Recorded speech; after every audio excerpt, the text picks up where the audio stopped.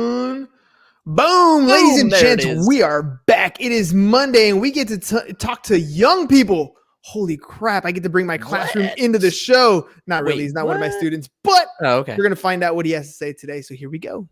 Shut up and sit down. The Business Bros Podcast was created for you. Learn from the business professionals who come to share their stories. Find out what's working in business and social media, what's hot and what's not, straight from the mouths of successful entrepreneurs out there doing the real work. And now, welcome to another episode of Business Bros. Yeah, time to drop the heat. It is that time. All right, all you business pros out there. Before we jump into the show, just a quick reminder to please subscribe on whichever platform it is that you're listening to us on today. Give us a like, give us a follow, subscribe, and drop a review. Help other like-minded business owners find value from our awesome guests while we rise up in those podcast rankings. We will sincerely appreciate every single one of you for it, and if you want to be a guest on the show, we'd love to have you on to learn from you as well. Go to www.businessbros.biz/guest to schedule your time slot. Don't forget to follow us on all our social media at Business Bros Pod. Ladies and gents, we're so excited and so honored to bring yet another incredible guest to the Business Bros Pod. Our guest today is young but knowledgeable, understanding a core fundamental financial truth. How you spend and invest today determines your wealth tomorrow. His mission is to show high school and college graduates how to successfully launch their investing career so that when those bright-eyed youngsters wake up on the other side of 40 or 50 or even 60, they'll be smiling knowing that they took the right steps in their 20s and 30s to be financially free at that time. If you are a novice investor who doesn't know much about the stock market or an intermediate investor looking for a greater return, tune in today to learn what our guest has done to find his success. Joining us today with the investor's mindset, welcome to the show, Dan Sarver.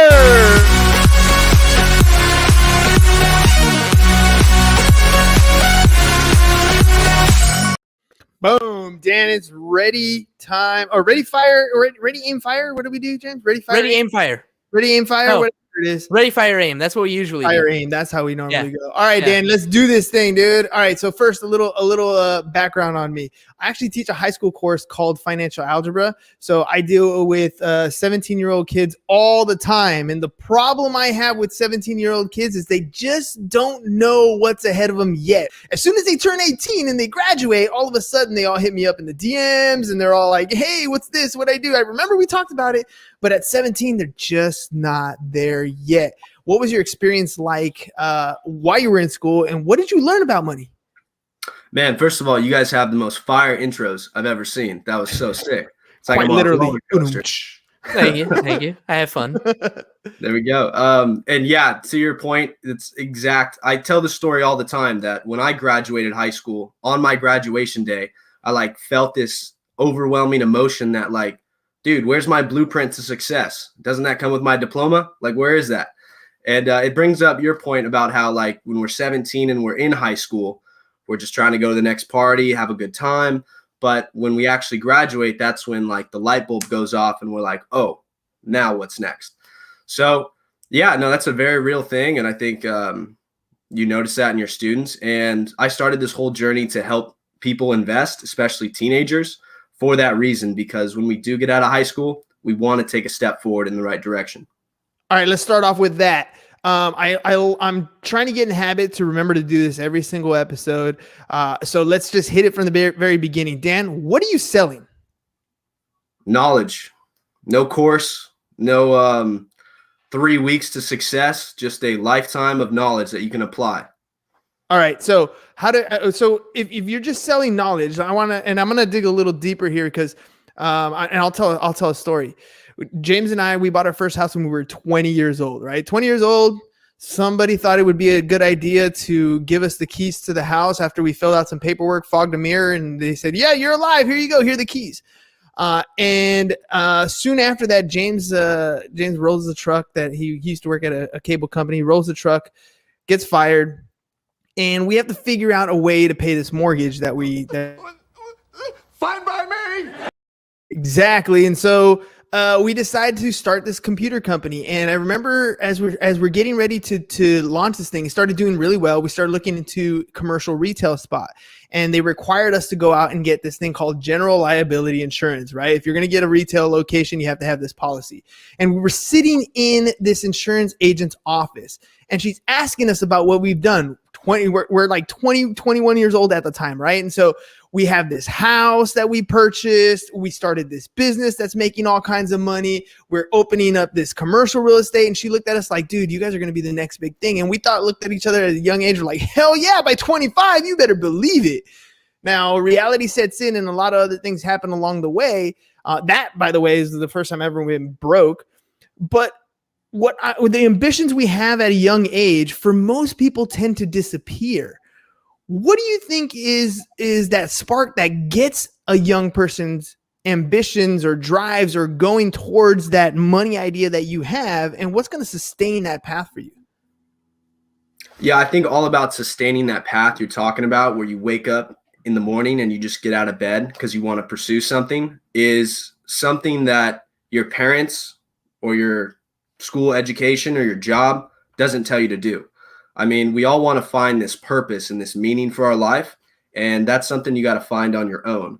And so for you guys, like starting this business, there are other businesses you can start that make money and you can pay for a mortgage, but you guys probably really wanted to have this idea be yours, so you went after it. So it's all like on an individual basis. Oh, I wish I could say that, dude. I wish I could say it was well thought out and it was some dream and ambition that we wanted to do. But dude, honestly, it was out of necessity. And that's what I find, that a lot of entrepreneurs end up going into business. Very few of them go after a dream. Most of them go into it due to necessity because they got to pay a bill, or because they've been told they were good at something, and so they try to go out and venture off and do it on their own. That's not how it works. That's not how any of this works. Right? Because we're chasing dollars.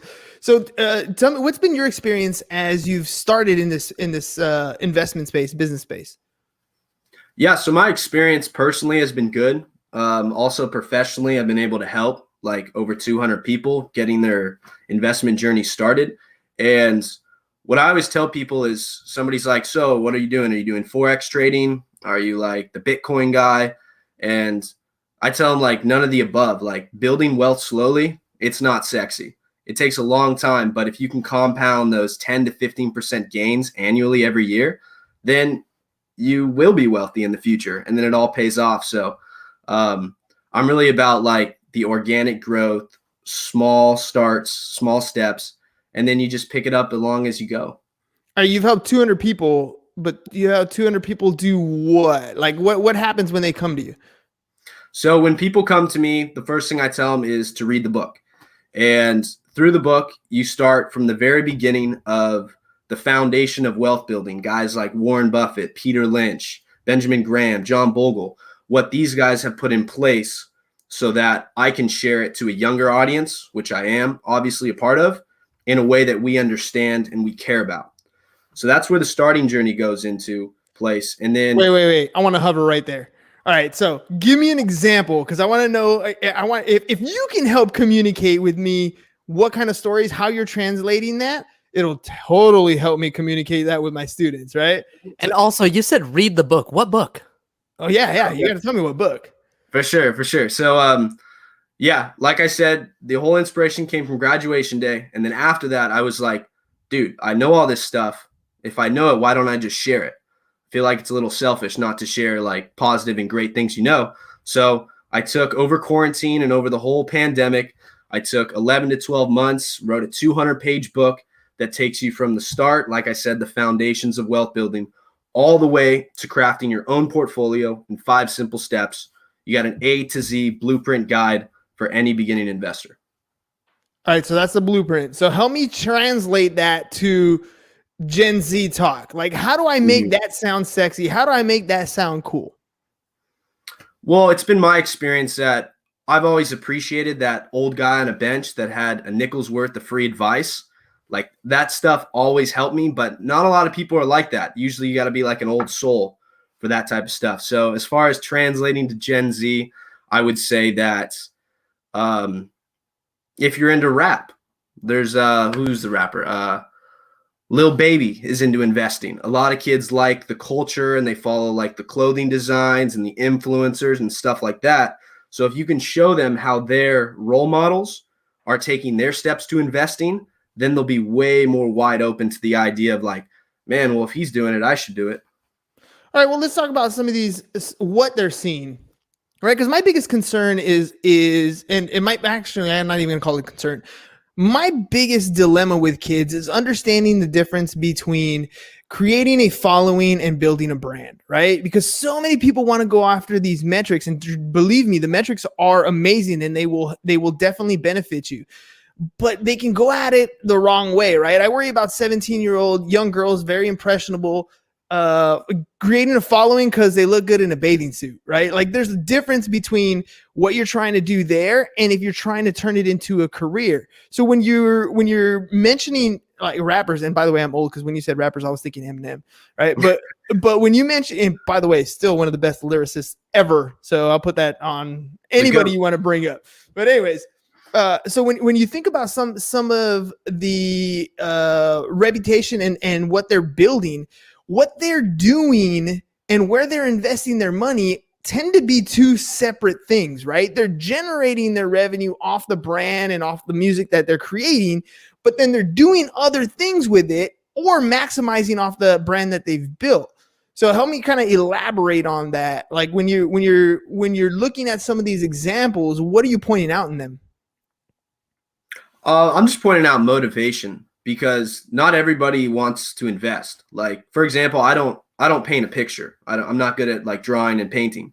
So like if somebody was just to straight up come up to me and was like, oh, let me show you how to paint the Mona Lisa or something like that, I wouldn't necessarily be interested because I'm not a painter. I don't have passion for that. But I do have passion for the like wisdom that Picasso and those guys and Van Gogh offer to the community. So if you presented it in a way that I could draw out wisdom from learning about these paintings and painting a picture, then I'd be more apt to doing it because that's something I can relate to. So it's the same case I find with young kids like myself who aren't into investing and isn't an investment geek like myself. If you get the first couple steps of motivation to go, it can go a long way. Does that answer? Oh, you're right. And when you're right, you're right. And you're always right. Can you name that movie? No. No way. I'm Gen Z. I know. I figured as much. Damn. All right. Spaceballs, by the way. You got to check it out. Oh, hell no. Exactly. Thanks, Steve. All right. Well, let's talk about what you did over COVID, right? Because let's be honest, dude. I'm part of a 5 a.m. club, and we were talking last week about we each of us is reading different books during this club, right? And so on Thursdays, we talk about reading because Thursdays has an R in it. I don't know. That's how we made it up. Anyways, we were talking about being able to write a book yourself, that every single one of us has a story inside them. And you should take the time to come out and write the book, right? You actually did it. You actually took the time during COVID when probably other people were Netflixing and just binge watching whatever. You took that time to sit down and write out a book. I did the same thing. Talk to me about that motivation. What kept you going in writing? Because I know there was times when I woke up in the morning, I'm ready to sit down and write, and I'm like, I don't know what the hell I'm going to write right now, right? But I just started. I didn't think you had it in you. Exactly. But everybody does. Everybody has this piece. So tell me what it was like, COVID 2020, and you decided to write a book. Man, it's along the lines of your story as well. I mean, there's some mornings where you're just fired up, you're going at it. And then there's other mornings when, I mean, as far as writing goes, you have writer's block.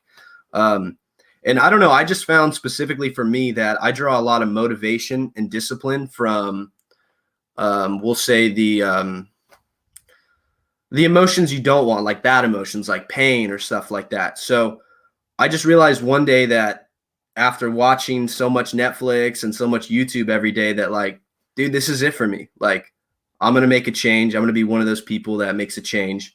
And then after that moment where I just looked myself in the mirror and had this realization, this moment of clarity, I just stuck with it. And every day I just worked on something I loved and my passion. And for me, it wasn't hard, to be honest. It was just something I loved to do. Earlier, you mentioned some of the people that you looked up to. And I'll share a quick story. I pretty much got almost straight A's in high school. And I never really read a book. I just figured out that, if I listen to the teacher, that's usually what's going to be on the test. And I'm a good listener, right? I prefer to have an audiobook because it's easier for me to process. If I'm listening to something, I get it and it'll work that way. So one of the very first books that I actually picked up and read was a book by a guy named Robert Kiyosaki, and he has Rich Dad, Poor Dad, right? And that completely changed my life because I never knew that a world existed that way. Because it wasn't part of my upbringing. My dad always said that, there's other opportunities, there's different ways to do stuff, but he didn't really know. He knew there was more. He just didn't know what that more was. And when I first started reading Robert Kiyosaki, that's what it did for me. It opened up that doorway. So in that book, he talks about in that book and then in Cash Flow Quadrant, he talks about different ways you earn money as an employee, as a business owner, as an investor, and self-employed, right? Yeah, the 4 quadrants. The 4 quadrants, right? What you're talking about here is very much on the investment side. Everything that we've brought up is very much on the investment side. And what I notice for young people, investing can sound awesome. The power of compound interest can sound amazing, but where most people struggle, and it's not just young people, it's most people struggle, is that income generation part. It's the only way they know to make money is to get a job or become self-employed, which they think is a business, but it truly isn't. Right. So take me back a little bit. When people come and approach you, especially young people, and they're like, what should I invest in? I know my response is always first of all, well, how much money do you have? Right? Like, what's that first habit? Can you generate the income, and are you generating enough to put something away to invest? Yeah. You hit that on the nail right there. I always just bring it back to, like, if you're struggling to come up with rent money or to put food on the table, like, don't invest. That's not your best move. Anything extra you have, though, I mean, I saw a cool jacket I wanted last week. It was $100, kind of worth it, but I just thought that, well, with my blueprint that I've created, I can turn that $100 into $200 in a year. So it's just, could you, so what should I invest in? Is that what you want me to answer? Yeah, I mean, well, here's the thing. Like, okay, so you're going to invest in something, but how do you make the money to invest in something? That's really my question. Yeah, well, that would be like Robert Kiyosaki's book. Like, I think investing is the last quadrant. So, most people, like, I still work a job. Like, I get paid minimum wage. I'm still working like everybody else. I'm nothing special. I just use that income, and I like to save upwards of like 30 to 40% of that income and like really live frugally. So a lot of that money goes to investments, but hey, if you can only save 10 to 20% of your income, maybe even 5% at the minimum, it's still better to invest in like dividend stocks. Even though you're not making that much money back, you're still starting early with the foundation, and it's going to be like the snowball effect, where every rotation it gets bigger and bigger. So don't be afraid to start small. Dude, I love that concept of being frugal when you're young. And it's tough, dude. It is tough. I'll tell you what, dude. I got some seniors that graduated a few years ago. They're like now 20, 21 years old. And I'm seeing them on IG, and they're like at Big Bear. They're freaking snowboarding, or they're going on vacation. They go down to Mexico, right? They're doing all kinds of stuff. They're living, right? They're living life, and they're enjoying it. And I completely understand that. My concern with that is always that those memories become 10-year memories in a heartbeat. Like, they become, you become accustomed to a lot of these things. And what you're talking about, being frugal, is vitally important, especially early on at the beginning. I remember listening to Gary Vee talking about how when you're young, you should be in an apartment with like 6 dudes, and you should just be like minding your business and grinding it out and putting that money that you earn to work for you, because that's really what it comes down to. I don't know if you've ever read The Richest Man in Babylon. Have you heard of that book? Dude, it's literally shipping to my house as we speak. I bought it a few days ago. Yeah. Dude, that book, first of all, that book is a quick read. So it's going to be like a couple hours, like really quick. You're going to get through it. But the core principle in that is about saving at least 10% of what you make, and then learning to put that to work for you. And so, when you came on the show, and it's funny because I know I've been in your shoes. You have the mentality of I'm ready to take my finances to the next level, but your face says I've never done a thing in my life. And I've been there before. I remember sitting in front of clients because once my first business went belly up, I was sitting in front of clients doing tax returns, and I had the same, like a young face like yourself. And I'm sitting in front of people telling them how they should put their money. This guy's making, $250,000 a year. And I'm over here instructing him and advising him on that. What's your experience been like as you talk to people who may have had years more success than you have, who may look at you like you're young, but you have a lot of knowledge. You've studied a lot. You're ready to go. How do you address that situation? Yeah, that's a really funny concept because being 20 years old, I do stick out like a sore thumb, right? Because, I'm not going to lie. Who wants to take investment advice from a 20-year-old? It just doesn't make sense. You think that, this guy needs to be 50 years old with 30 years of corporate hedge fund experience. And valid point. But what they don't understand is that the markets have changed completely from where it was 20, 30 years ago. You have people investing in like Robinhood and Webull and just different like apps on your phone. And what I say to that argument is that if you want a certain mentor in life, like I wanted Warren Buffett to be my mentor. Well, I don't have his contact. So I bought his book. And I think that that's the next best thing, is to buy the books of your mentors because it will give you some insight. And, I really think you're never too young to overcome an obstacle, because it almost feels better and more satisfactory to overcome an obstacle when people tell you you can't.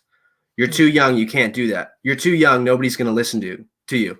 You're too young. You don't even know, like you wrote essays in college and high school. How are you going to write a book? You're not a professional writer. You're too young for this and this and that. And if you can block out that noise, push it to the side and just stick on center to your goals and focus and ambition, you'll be all right. I believed in you for a long time, okay? I absolutely like that. It's the truth, bro. It's the truth. If I can go back and talk to my 20-year-old self, I'd tell myself to ignore what everybody else is doing and keep doing. I found a video of me doing an analysis, a budget analysis, when I was probably like 23, 24 years old, and on YouTube, right? And if I would have kept going then, just to continue down that path, like I was talking about stuff with people and I was having conversations with people, but I wasn't presenting it to the world. I was nervous, maybe not 100% sure that people would take me seriously. I'm dealing with that whole imposter syndrome. Like, I'm too young. Like, why are you taking advice from me? Right. But if I would have continued, you become that person. Like, the knowledge that you have right now is powerful because you're putting it into action. And I think that's a huge difference. The other thing is, you wrote a book. When I'm reading a book and the information in the book is making sense, like it's actually taking me from point A to point B to point C and getting me to an end path that I'm looking for, I'm never thinking that it's written by a 20-year-old kid, because the logistics in that book are getting me to the point where I want to go. And I think that's a crucial, to me, that's one of your greatest calling cards, your business cards in general, is that you have this fundamentals, right? It's like baseball. It's like football. It's like sports. Right? It doesn't matter that the kid is 21 years old. If he's practiced the fundamentals that are required to be successful in that sport, when he competes against the veterans, he will compete as a superior athlete because he has the fundamentals down. And I think that's one of the things that you have going in your favor, is that you're doing what you said, by the way, the wisdom of you can't call Warren Buffett, but you can pick up his book. That is huge. And I don't think many young people are dealing with that. And when you talk to your peers, right? When you talk to people who you hang out with on a regular basis, and I know for damn sure they don't really want to talk about the stuff that you want to talk about. What's that been like for you? Yeah, that's a tricky conversation because I do have like one personal mentor who's in his 40s, and keeps telling me, like, dude, find new friends, like make friends, like your network is your net worth, right? Everybody knows that saying.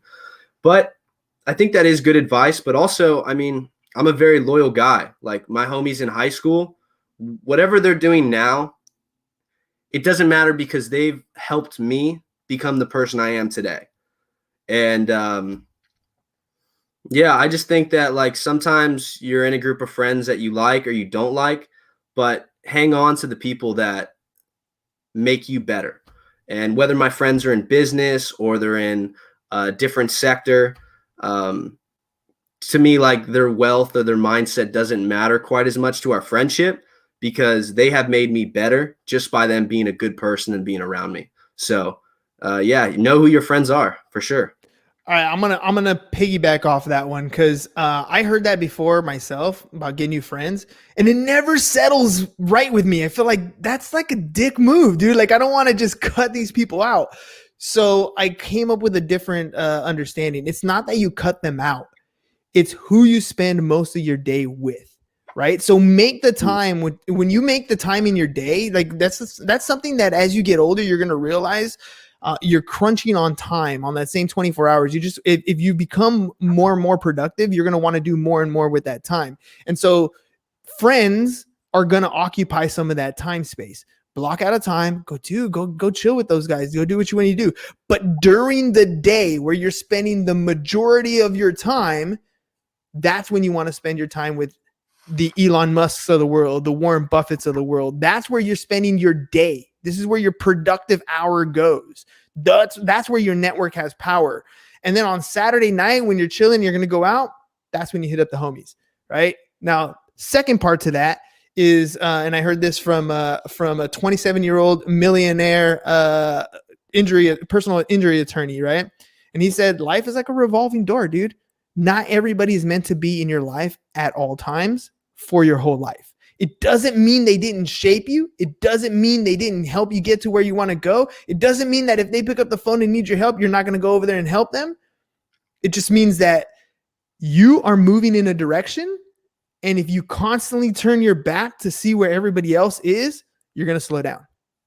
That's a big thing, dude. What I've just been researching is that often we like to compare ourselves to other people, but really we should just compare ourselves to who we were yesterday or 3 months ago, whatever the time frame is.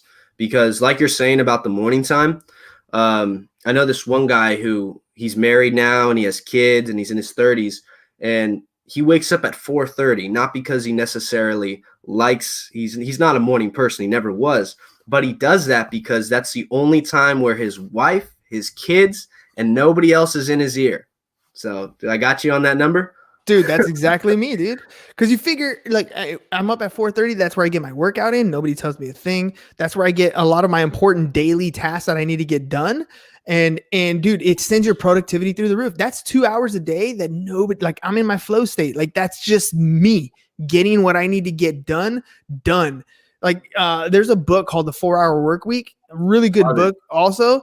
And that's the same type of idea. It's like, what is it that you're doing in your day that is busy, and what is it that is productive? And then focus your time on developing the systems to increase that productivity.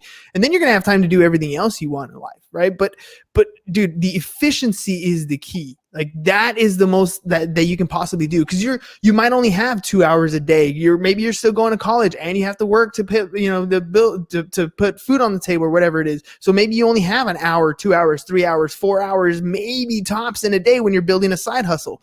So you have to be efficient with that time. And that's probably one of the biggest things that I know early on.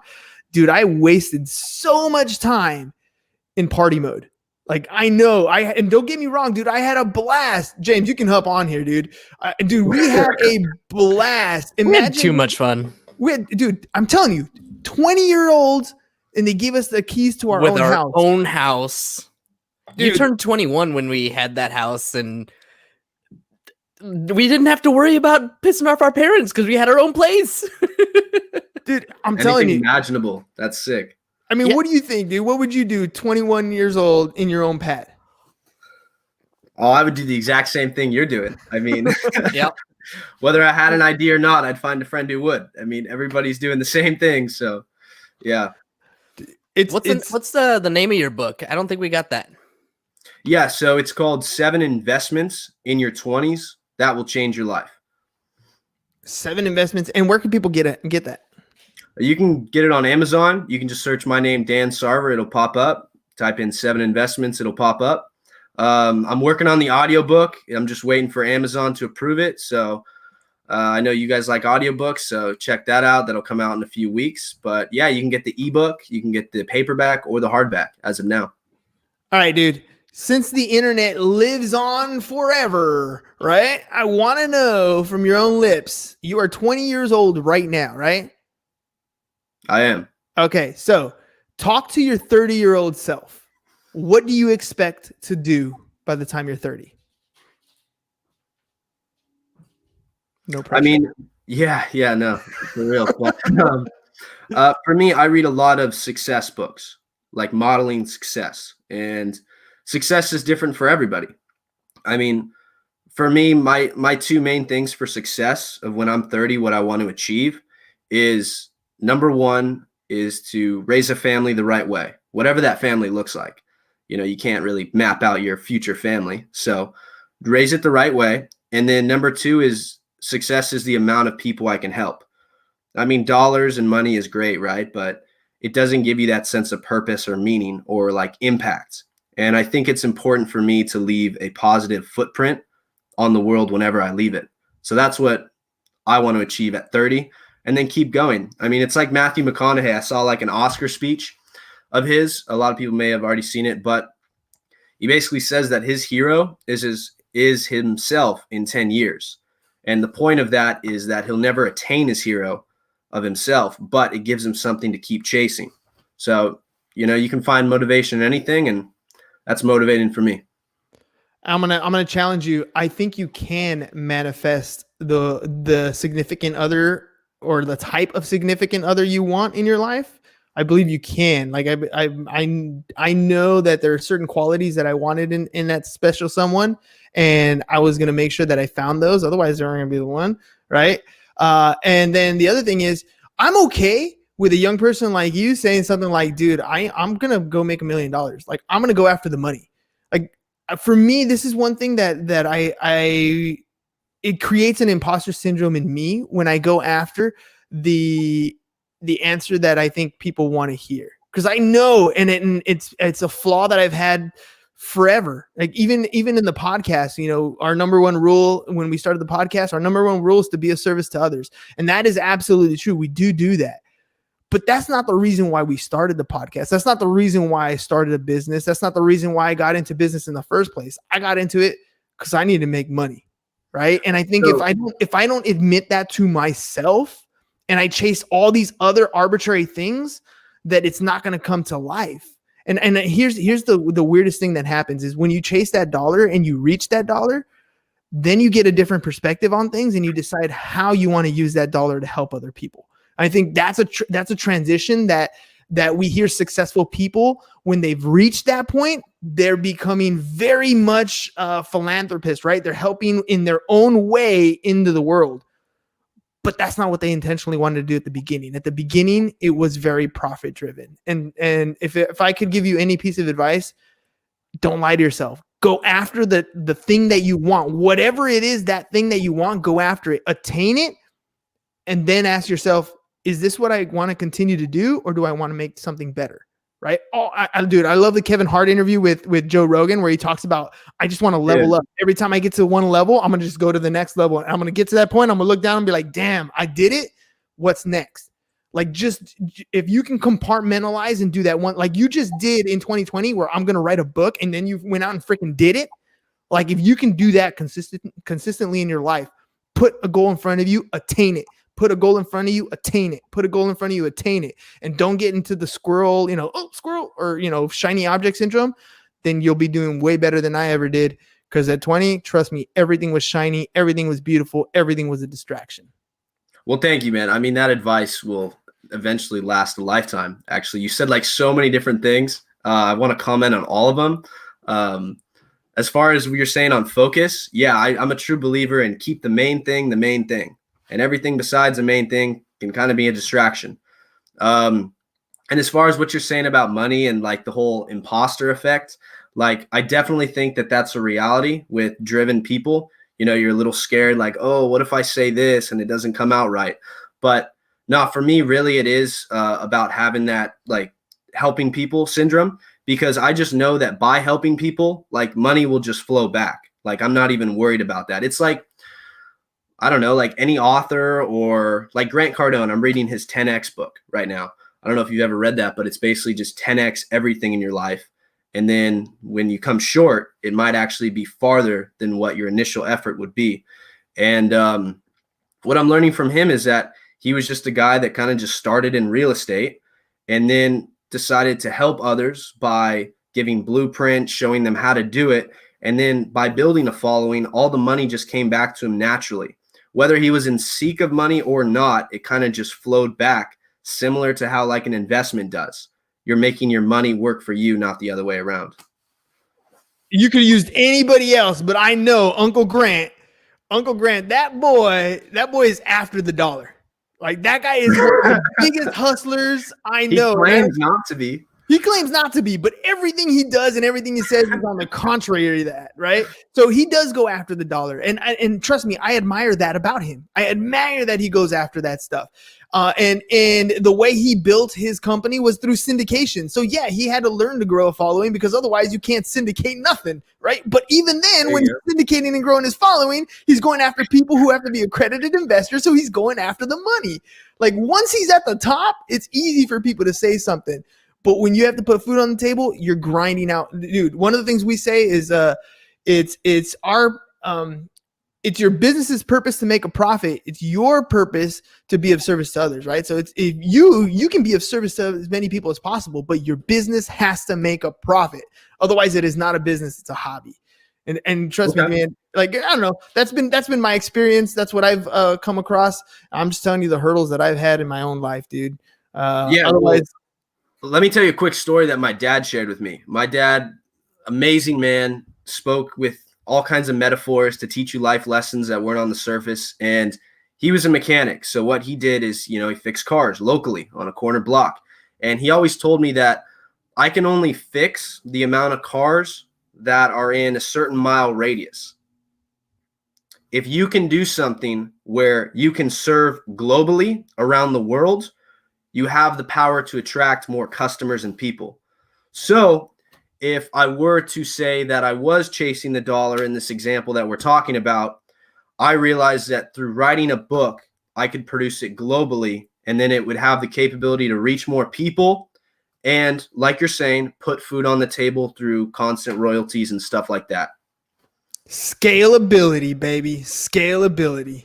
Yeah, no, I agree with you, dude. It's all about reach. And especially we live in a world today where, everything is being commoditized. So it's moving all towards software as a system, software as a service. And, SaaS companies are blowing up. Why? Because automation is key. If I don't have to hire a person to do something and a system can automate it for me, better. Why do I love music? Why do I love books? Because they pay royalties, man. I do the work once and it gets paid over and over and over again. Same with courses, same with movies, right? All these different things. So I think you're doing it right. I think you're doing you got a great head on your shoulders. You're moving in the right direction. Just keep it up, dude. And I know I kept you longer than 30 minutes, so my bad. Hey, thank you, brother. No, it's been a true pleasure to be on this podcast. You guys have it really going on here. All right. Thanks, man. All right, ladies and gents, I know I kept you guys longer. Hopefully you got something out of it. I mean, you get to hear me talk. Normally I don't get to talk as much, but dude, I'm telling you, talking to young people all the time just sparks my interest a little bit different than it does talking to everybody else. Because, dude, you have so much life ahead of you. Like you're already doing a lot of great things. I can't wait to see what you're going to be like in 30, dude. Thank you, man. Appreciate it. All right, ladies and gents, we'll see you guys on Tuesday. Peace out, y'all. Have a great rest of your day. Thank you for listening to the Business Bros Podcast. Are you looking to get more clients or to increase your income? Hernan, the business bro, can help you generate referrals through the power of podcasting. And James, the insurance bro with Pipeline Insurance, can help you effectively add insurance to your existing business. If you are ready to create wealth today and generational wealth for tomorrow, email businessbros@seeusfirst.com to schedule a free consultation or join the Business Bros Network, www.businessbros.biz.